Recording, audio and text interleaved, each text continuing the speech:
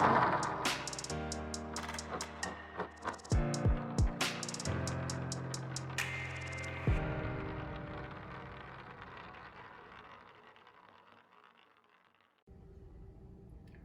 عليكم ورحمة الله وبركاته. ما أنت محان ربعنا هل كان كسمية وتقانين أنا موسكني معانا ولديه شري أنا بلانتين.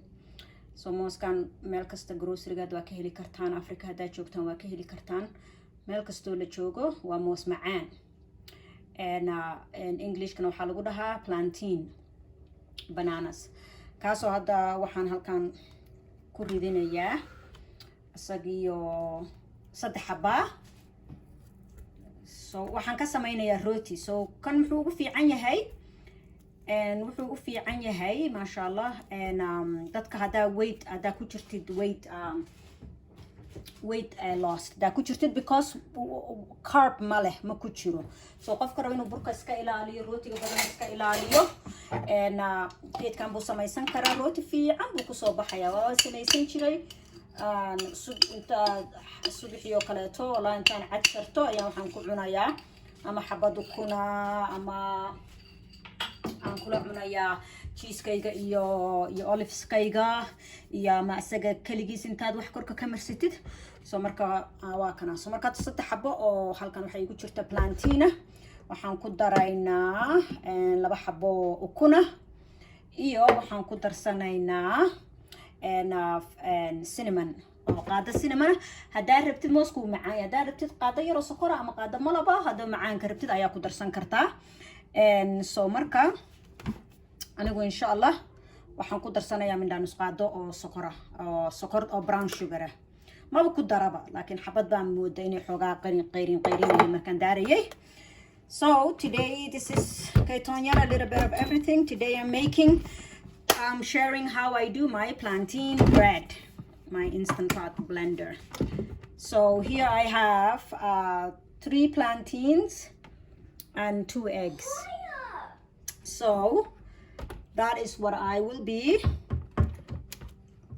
sharing. So let's get to it. 2 eggs, 3 plantains, and I'm gonna add 1/4 or 1/2 teaspoon of cinnamon. And you don't need a sweetener, but I'm just gonna add a teaspoon of brown sugar. So you could add whatever you wanted. I add flaxseed before, flaxseed, hemp seeds, just to give a little bit of more, chia seeds, whatever you want. But at this time, I'm only gonna make the plantain, eggs, and cinnamon. Pretty much 2 or 3 ingredients.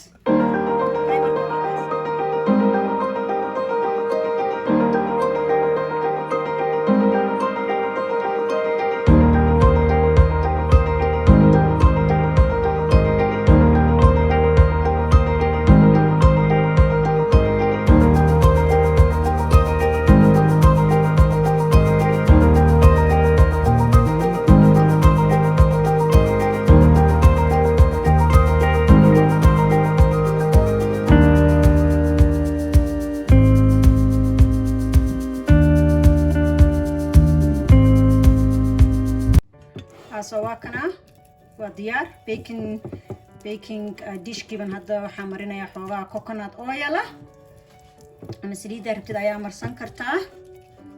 You could just put whatever oil that you would like here for the baking dish, like just to grease.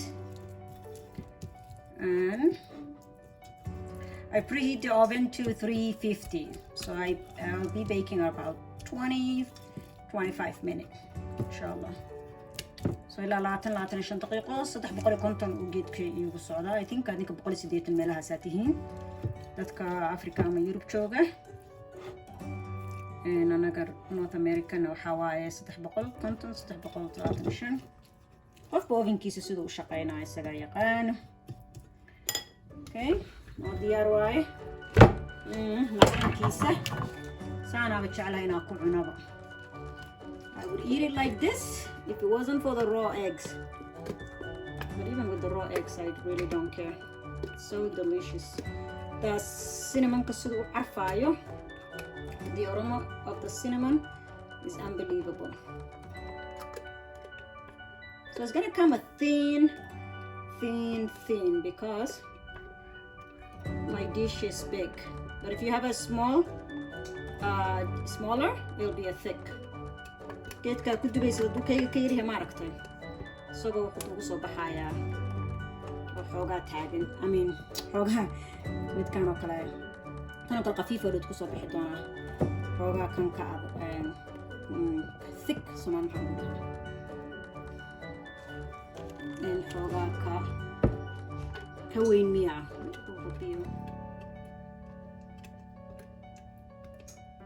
ereyada waa inaa isku soo duuduudaa intaana dhihin video baan duubaaya mararka qaarkood ereyga dhanaa kuu gembinayo markaan geedka damiyo ama editka ku sameynaya codkayga maqlaa iraada haa ilaa saasaa ka waday soo hadda kadibna meel kusoo qorqorto waay mujida waa kaa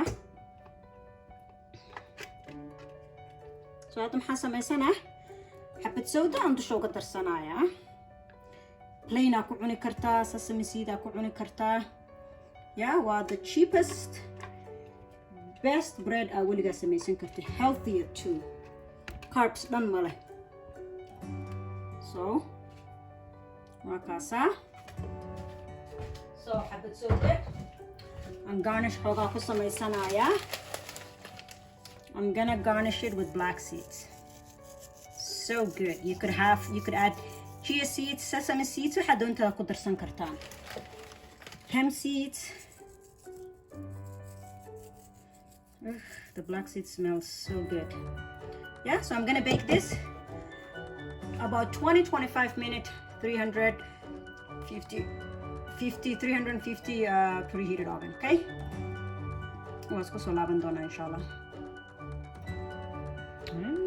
Here's our plantain bread. Waa kana rootigeeni aan ka samaysanay walaa doosho camal u dhadhamooyaa aan ka samaysanay mooskii macaana wada waan jarjaray soo 8 xabaan ka dhigay waa kaasa xabad suudadii aan dhexda in ka tuso hadda siduu noqday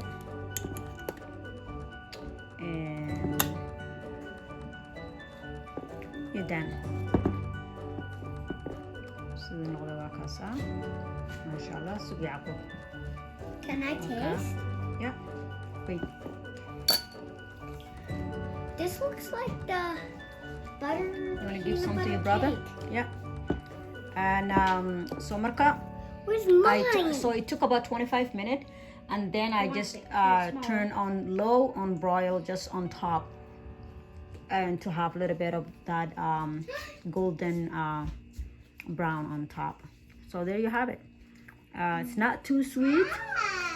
If you want to make it sweeter, you know, waa samayn kartaan aad uma macaana oo iskoroga ma carraysid soo waa kaasaya isku daya let me know if you make it please share like and subscribe yes waqsinaya macant now my daughter is asking for it because my son took a piece so there it is let me know if you guys make this plantain bread and share with me how you make it thank you bye bye